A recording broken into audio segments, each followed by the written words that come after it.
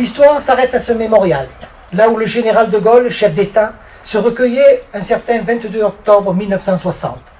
En ce lieu si chargé de peine, de souffrance, de cris étouffés de ces 11 visages, si jeunes pour certains, plus âgés pour d'autres, ils sont l'exemple, ils sont la liberté, ils sont la France.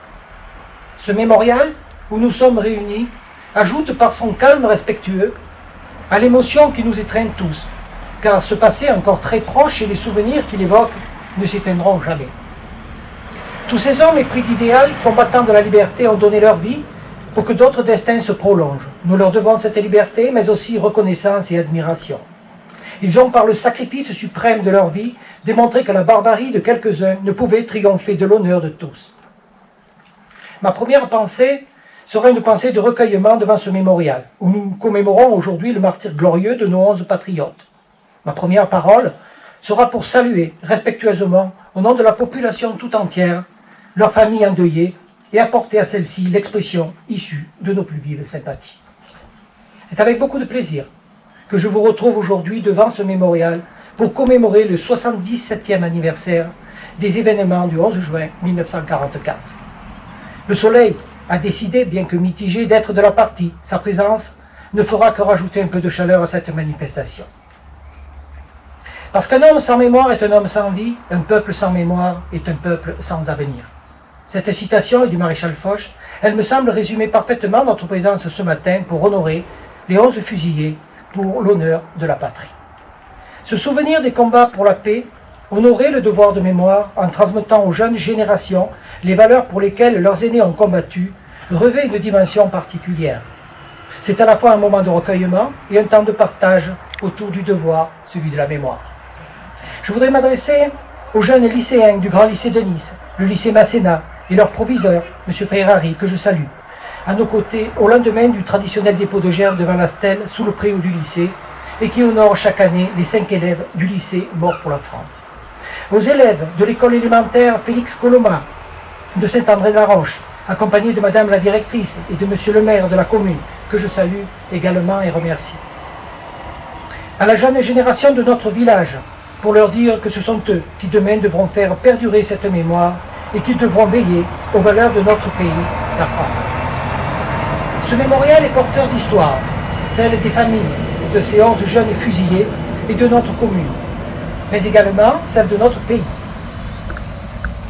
Cette histoire, nous devons la respecter, et c'est la volonté de mon conseil municipal et de moi-même d'organiser année après année cette manifestation. Ce mémorial sur lequel figurent les noms des victimes de ce massacre du 11 juin 1944 a été érigé le 23 juillet 1945, puis déplacé de quelques mètres et inauguré en 1996 par Pierre Pasquini, alors ministre des Anciens Combattants, en présence de nombreuses personnalités, dont une à l'origine de beaucoup d'initiatives, M. Charles Herman, aux côtés des maires de notre commune qui se sont succédés. D'autres lieux portent le nom de certains d'entre eux et je voulais les citer. Le jardin des fusillés de Saint-Julien-du-Verdon à Nice, le monument commémoratif a été érigé en 1998. Il existe depuis 1946 une rue Francis Gallo, dans le Vieux-Nice. Une plaque commémorative honore le lycéen. Il existe depuis 1946 une place Félix Jordan à Coiraz, dans les Alpes-Maritimes. Il existe depuis 1979 un pont Césaire Aubé à Saint-André-de-la-Roche, dans les Alpes-Maritimes. Il existe un boulevard Albin Bandini à Marseille, dans les Bouches-du-Rhône. Et il existe enfin, depuis le 11 juin 2010, une montée de l'abbé Alphonse Isnard à Saint-Julien-du-Verdon et une plaque à la mémoire de Jacques Adam et Aimé Magnan sur le mur de la chapelle Notre-Dame. L'exécution a eu lieu dans ce champ, dans lequel sont plantés les 11 drapeaux tricolores, derrière moi.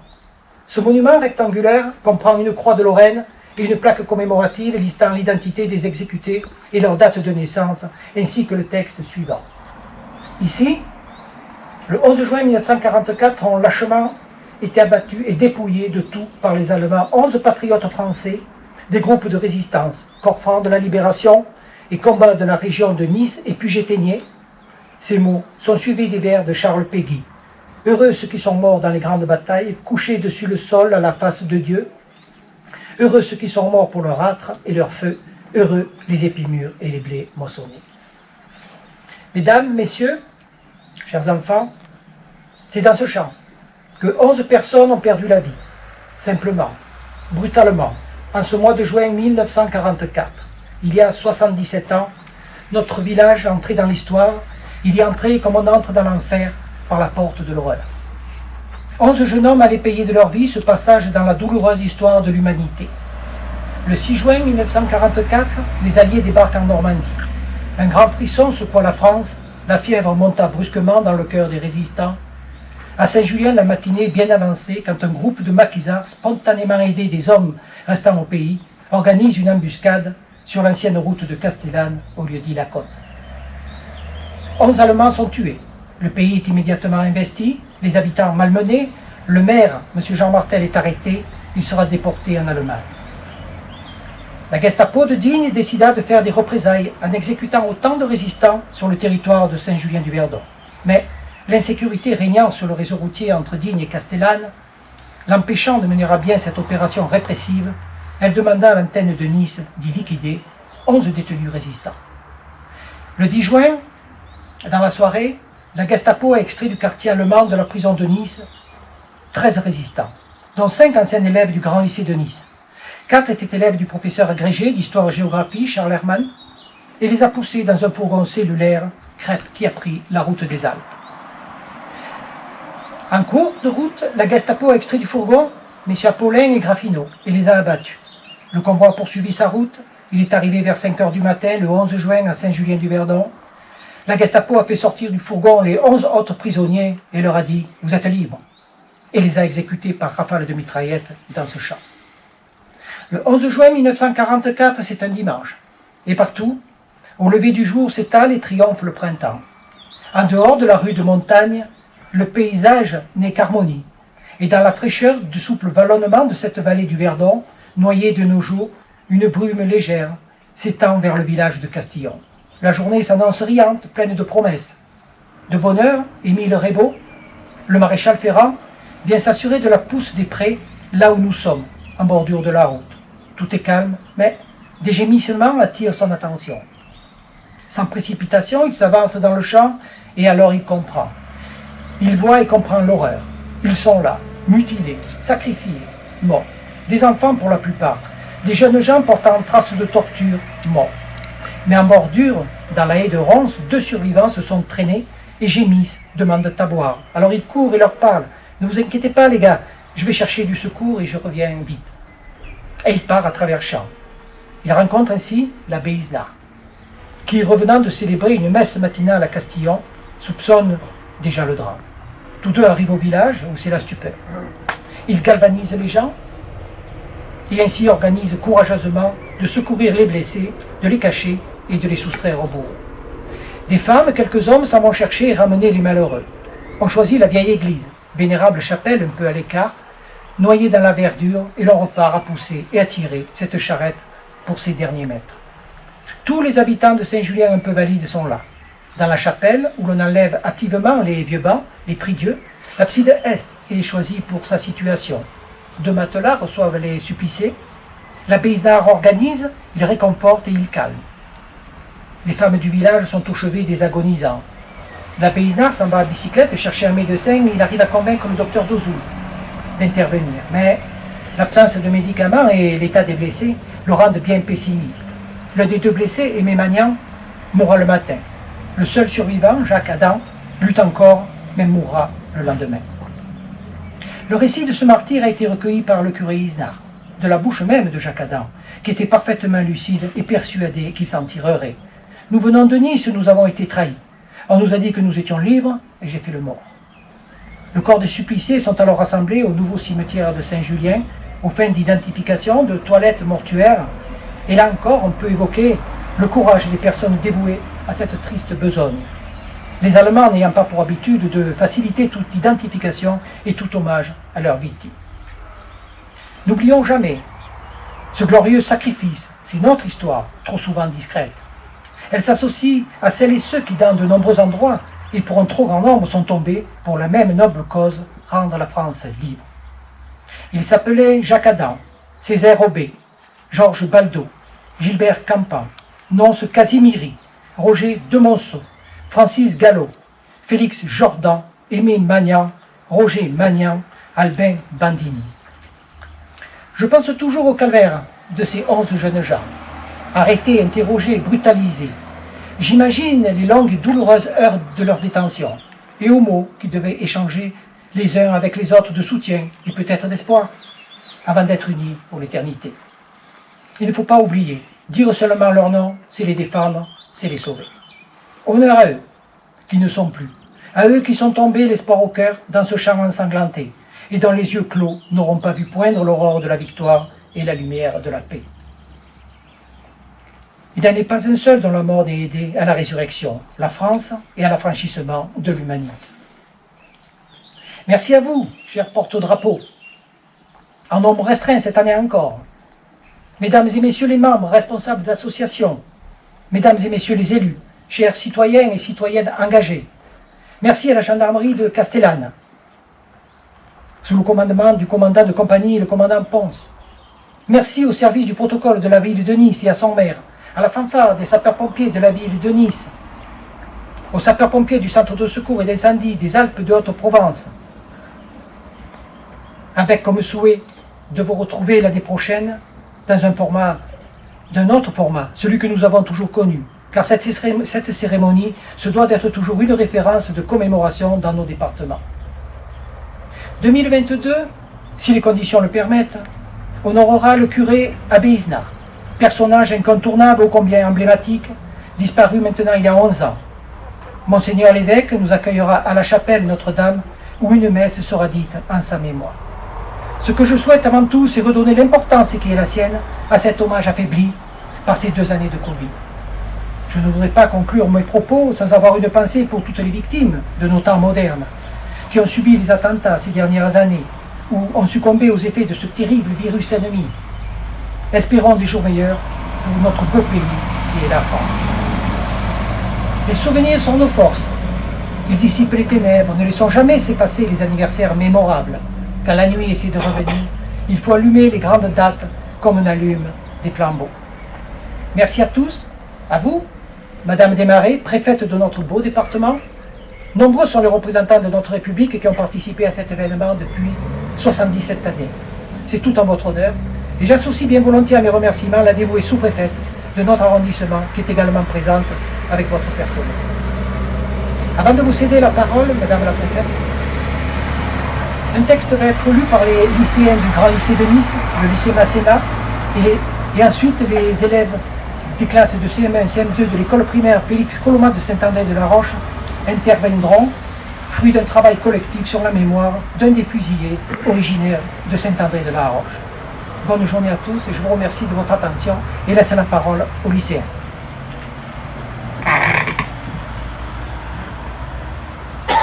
Texte écrit par 2 élèves de première du lycée Masséna.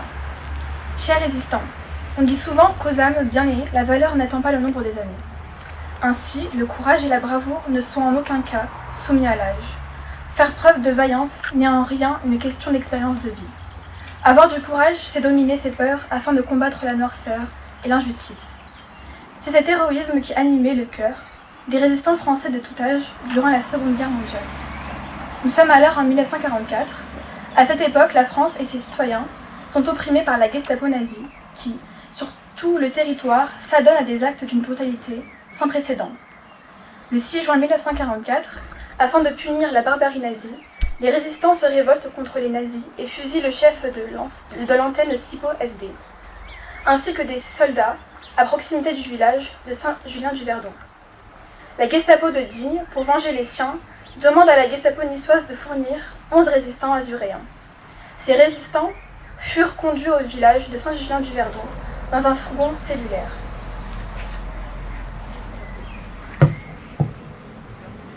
Arrivés sur place, contre toute attente, les nazis leur octroyèrent leur liberté.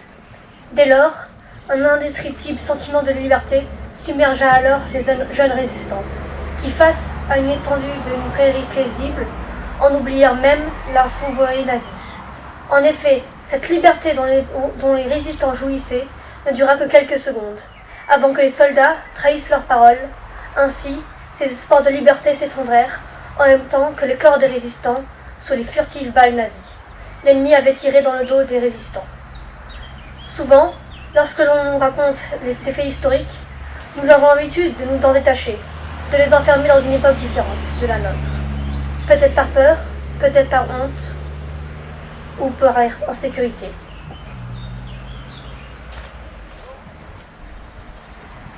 Pourtant, cette histoire est beaucoup plus proche de nous qu'on ne le pense, car c'est celle de 5 jeunes résistants qui furent élèves au lycée Masséna, c'est celle de 5 jeunes résistants qui marchèrent sous vos pas, celle de 5 jeunes résistants qui se réunirent devant le lycée pour défendre avec courage une ville criblée par les balles et l'injustice des nazis. Chers résistants, vous qui vous êtes battus pour les valeurs de la République, pour la liberté, pour la nation au prix même de votre vie, nous nous sentons proches de vous, nous avons étudié dans le même lycée, arpenté les mêmes couloirs et les mêmes rues de Nice. Aujourd'hui, lorsque nous lisons vos noms, nous prenons conscience que si nous sommes libres, c'est bien grâce au courage dont vous avez fait preuve malgré votre très jeune âge. Ainsi, votre histoire nous permet de confirmer, aux âmes bien nées, la valeur n'attend pas le nombre des années. Cette lettre est à la fois un devoir de mémoire pour les générations futures, mais également un remerciement éternel que nous vous livrons à vous, anciens résistants de la folie nazie de l'époque. Merci pour votre bravoure et votre bonté. Vos actes ne seront jamais oubliés. Chaque jour, nous passons devant vos noms gravés sur la pierre. Jacques Adam, Gilbert Campan, Césaire Aubé, Francis Gallo et Roger de Monceau.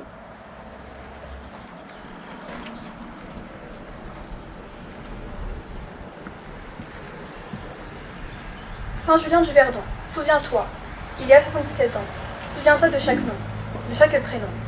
On arrachait à la vie 11 résistants, jeunes innocents par le feu des canons. Saint-Julien, souviens-toi, mari et père, fils et frères, 11 martyrs sur lesquels on tire. Souviens-toi, Saint-Julien, 5 lycéens au malheureux destin, sous le feu des mitraillettes, 5 lycéens pour qui la vie brutalement s'arrête. Saint-Julien, souviens-toi de chaque peur, de chaque cœur fragile, meurtri à l'encre indélébile. Souviens-toi de chaque lutte, de chaque lueur d'espoir en laquelle ils ont eu raison de croire. Souviens-toi, Saint-Julien du Verdon, 5 lycéens coupés dans leur élan, 5 lycéens qui n'ont pas eu le temps. Nous poursuivons leurs rêves et maintenons le lien. Grâce à eux, et pour eux aussi, nous étudions dans un monde en paix que nous défendons. Saint-Julien du Verdon, aujourd'hui encore, nous rallumons la flamme de la liberté en toute conscience et humilité pour que de génération en génération survivent leur courage et leurs idées. Saint-Julien du Verdon, souviens-toi de chaque nom, de chaque prénom, qui résonnent en mon cœur comme des coups de canon. Césaire Aubé, 17 ans. Gilbert Campan, 16 ans. Francis Gallo, 17 ans. Roger de Monceau, 18 ans. Et Jacques Adam, 23 ans. Tes enfants, éternellement, murmurent dans le souffle du vent, et rayonnent à chaque saison, pour guider nos pas, et jamais nous les oublierons.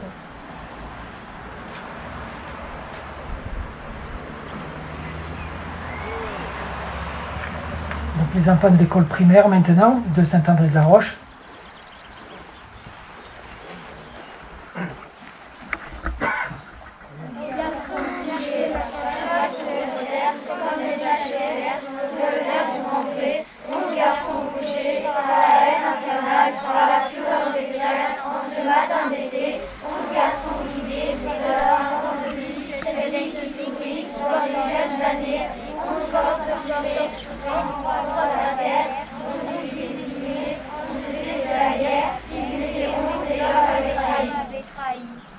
La parole est à Madame Violaine Desmarais, préfète des Alpes de Haute-Provence. C'est un honneur pour moi, Monsieur le maire, d'être aujourd'hui parmi vous et pour la première fois à cette commémoration importante de Saint-Julien du Verdon. C'est un moment particulier qui est pour nous tous chargé d'émotions, notamment au moment d'écouter Monsieur le maire le récit du calvaire qui a été subi par ces 11 résistants fusillés ce 11 juin 1944. Bien sûr, la guerre n'engendre qu'atrocité, n'engendre que douleur, peine et émotion.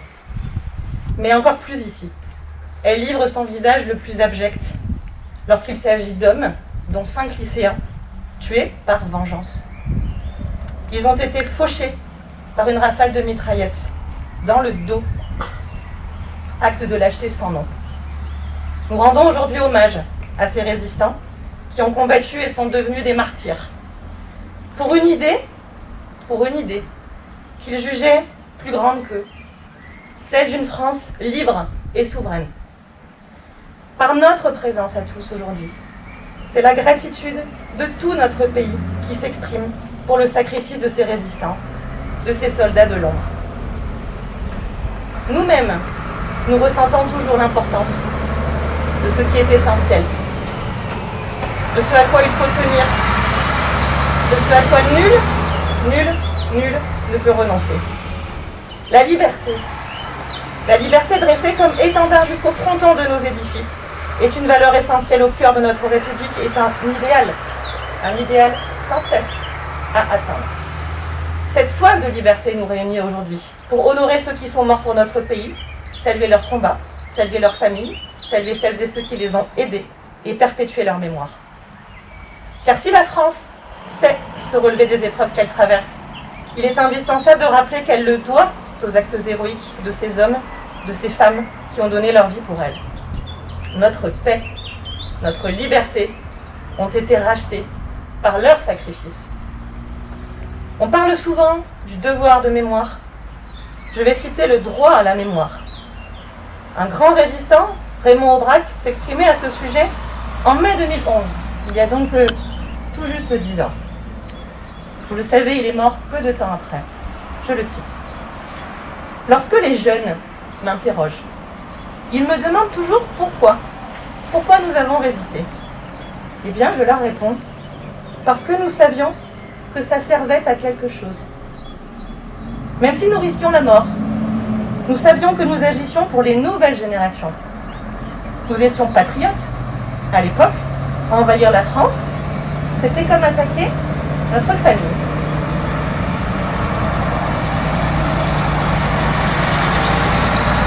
Ils étaient 11 qui s'étaient engagés pour défendre la France, leur famille, et qui ont pris tous les risques pour elle. Je vais vous citer un poème de l'abbé Isnard. 11 garçons couchés, la face contre terre, comme des taches claires sur le verre du grand pré. 11 garçons fauchés par la haine infernale, par la fureur bestiale en ce matin d'été. 11 garçons vidés de leur ardente vie, cette vie qui sourit dans les jeunes années. 11 corps torturés, bas en croix sur la terre. 11 vies décimées. On se tait, c'est la guerre. Ils étaient 11, et l'homme avait trahi. Ils étaient 11 et l'homme avait trahi. Cette phrase du poème de l'abbé Isnard est toujours dans nos mémoires. Marqué par ce massacre ignoble, l'abbé, curé de Saint-Julien-du-Verdon, a recueilli les derniers témoignages d'Aimé et Jacques Magnan avant qu'ils ne meurent. Compagnons d'infortune des 9 autres prisonniers, dont je vais de nouveau citer le nom. Césaire Aubé, Francis Gallo, Gilbert Campan, Roger de Monceau, Jacques Adam, Nonce Casimiri, Félix Jourdan, Georges Baldo, Albin Bandini. Ils ont juste eu le temps avant de mourir de donner des indications à l'abbé sur les circonstances de ce massacre, duquel ils ont pu, durant un court instant, vous l'avez rappelé, tenter d'échapper à la mort en faisant le mort. Ils ont été exécutés par rafale, derrière moi, vous en avez rappelé les circonstances. Massacre aux yeux des occupants qui ont supprimé 11 enfants de France, par ce qui n'était pas un acte de guerre, mais un acte de vengeance barbare. Ces actes, nous devons les rappeler sans cesse à nos générations. Et les enfants, nous devons vous transmettre cette idée simple, que la grandeur d'un homme, d'une femme, se mesure à une seule chose, à sa capacité à s'abandonner à une cause qui est plus grande que lui. Car s'il y a 77 ans, les hommes dont nous louons la mémoire aujourd'hui ont donné jusqu'à leur vie pour que notre démocratie aujourd'hui s'impose face à la barbarie, je n'oublie pas que celle-ci a prospéré sur le terreau de la division des Français.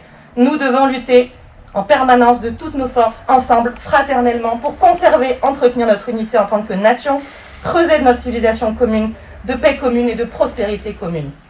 Soyons solidaires parce qu'il n'y a pas d'arme plus puissante pour lutter, quelle que soit la menace, quel que soit le danger, que de faire front ensemble. Souvenons-nous de notre devise républicaine en permanence, chère à nos cœurs, liberté, égalité, fraternité. Vive dans nos mémoires longtemps les 11 fusillés de Saint-Julien-du-Verdon. Vive la République et vive la France. Gerbe de l'Association du Souvenir Français.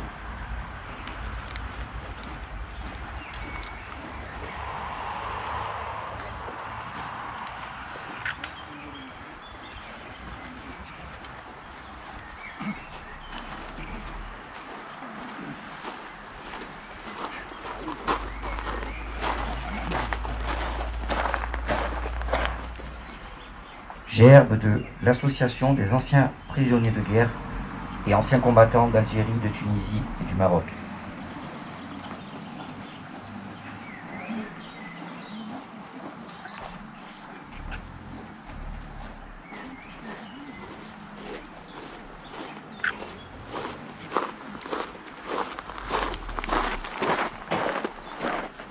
Gerbe de l'amicale des anciens élèves du lycée Masséna.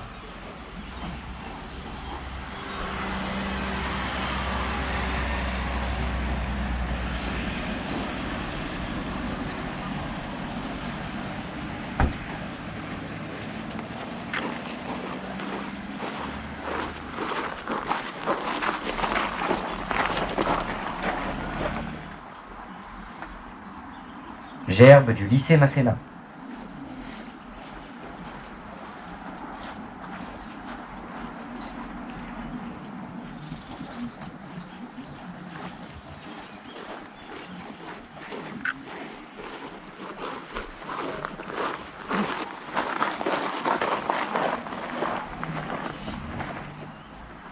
Gerbe de la communauté des communes.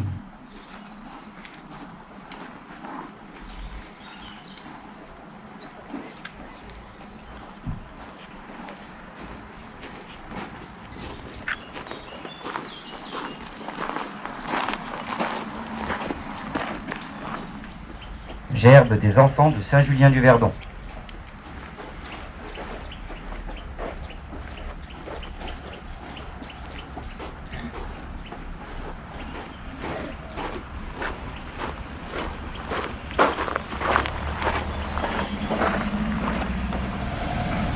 Gerbe du maire de Saint-André-de-la-Roche.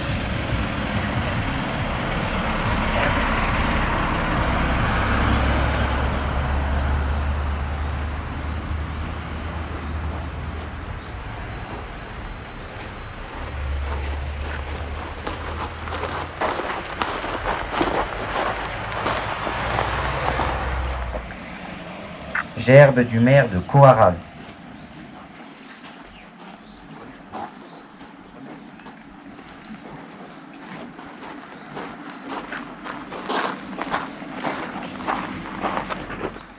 Gerbe du maire de Puget-Thény.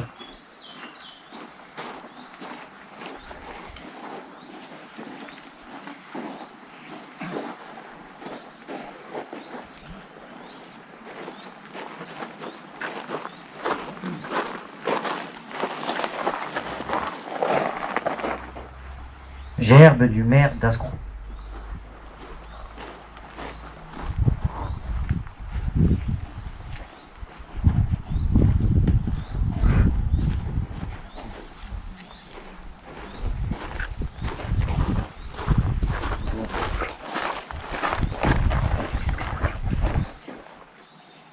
Gerbe du maire de Saint-Julien-du-Verdon.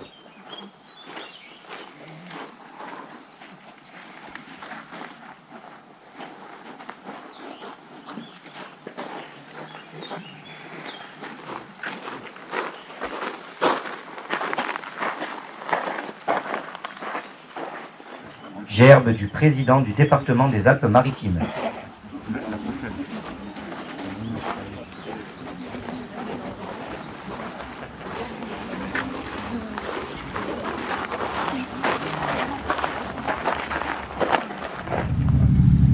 Gerbe du maire de Nice, président de la métropole, Nice-Côte d'Azur.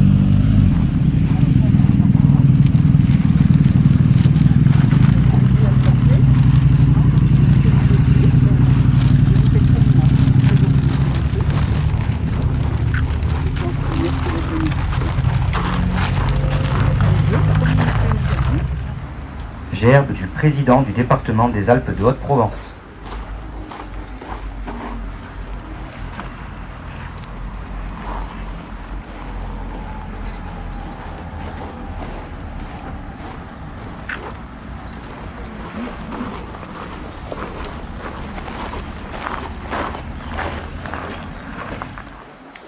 Gerbe du président de la région Provence-Alpes-Côte d'Azur.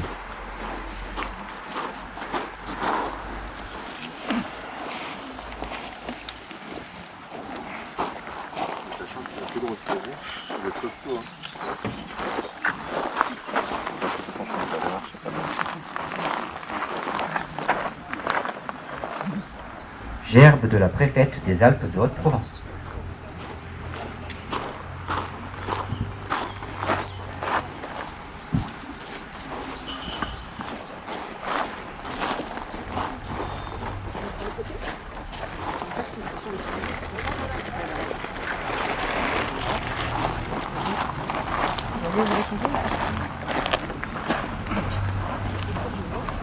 Lecture de l'appel des morts par M. Pierre Rébaud.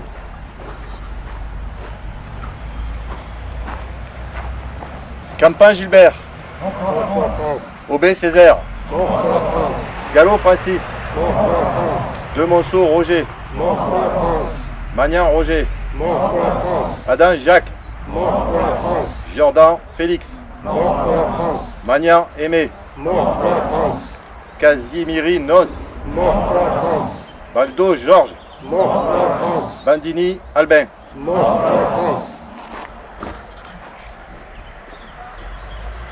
Au mort.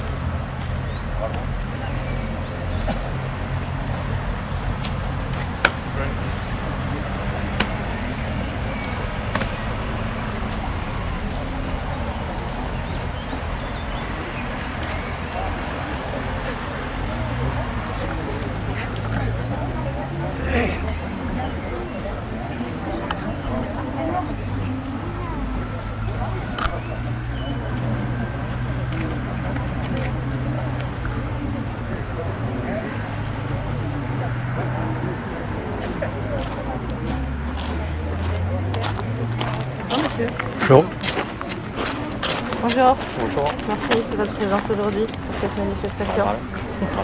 Merci bien. Bonjour. Cher orthodoxe communal.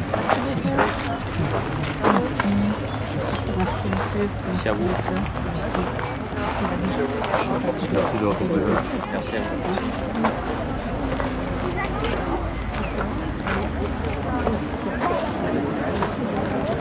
Merci. Merci à vous aussi.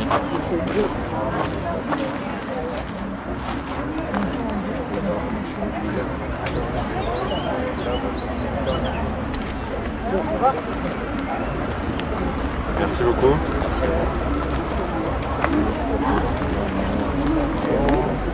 Merci pour votre participation. Ça va, il a pas fait trop chaud. Ou c'est quelque chose de politique. Ça va. Une belle initiative et un beau texte.